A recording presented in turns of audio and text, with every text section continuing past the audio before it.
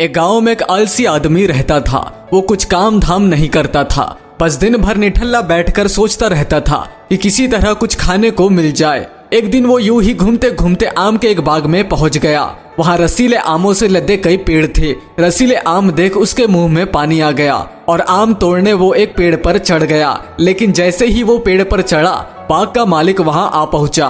बाग के मालिक को देख आलसी आदमी डर गया और जैसे तैसे पेड़ से उतरकर वहाँ से भाग खड़ा हुआ। भागते भागते वो गांव के बाहर स्थित जंगल में जा पहुंचा। वो बुरी तरह से थक गया था, इसलिए एक पेड़ के नीचे बैठकर सुस्ताने लगा। तभी उसकी नजर एक लोमड़ी पर पड़ी। उस लोमड़ी की एक टांग टूटी हुई थी और वो लंगड़ा कर चल रही थी। लोमड़ी को देख आलसी आदमी सोचने लगा कि ऐसी हालत में भी इस जंगली जानवरों से भरे जंगल में ये लोमड़ी बच कैसे गई, इसका अब तक शिकार कैसे नहीं हुआ। जिज्ञासा में वो एक पेड़ पर चढ़ गया और वहाँ बैठकर देखने लगा कि अब इस लोमड़ी के साथ आगे क्या होगा।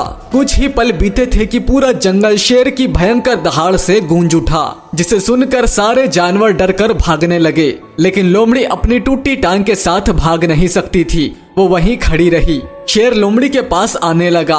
आलसी आदमी ने सोचा कि अब शेर लोमड़ी को मारकर खा जाएगा, लेकिन आगे जो हुआ वो कुछ अजीब था। शेर लोमड़ी के पास पहुंचकर खड़ा हो गया। उसके मुंह में एक मांस का टुकड़ा था, जिसे उसने लोमड़ी के सामने गिरा दिया। लोमड़ी इत्मीनान से मांस के उस टुकड़े को खाने लगी।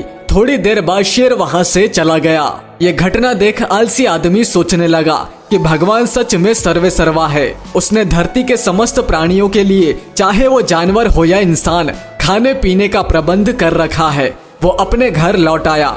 घर आकर वो 2-3 दिन तक बिस्तर पर लेटकर प्रतीक्षा करने लगा कि जैसे भगवान ने शेर के द्वारा लोमड़ी के लिए भोजन भिजवाया था, वैसे ही उसके लिए भी कोई ना कोई खाने पीने का सामान ले आएगा। लेकिन ऐसा नहीं हुआ। भूख से उसकी हालत खराब होने लगी। आखिरकार उससे घर से बाहर निकलना ही पड़ा।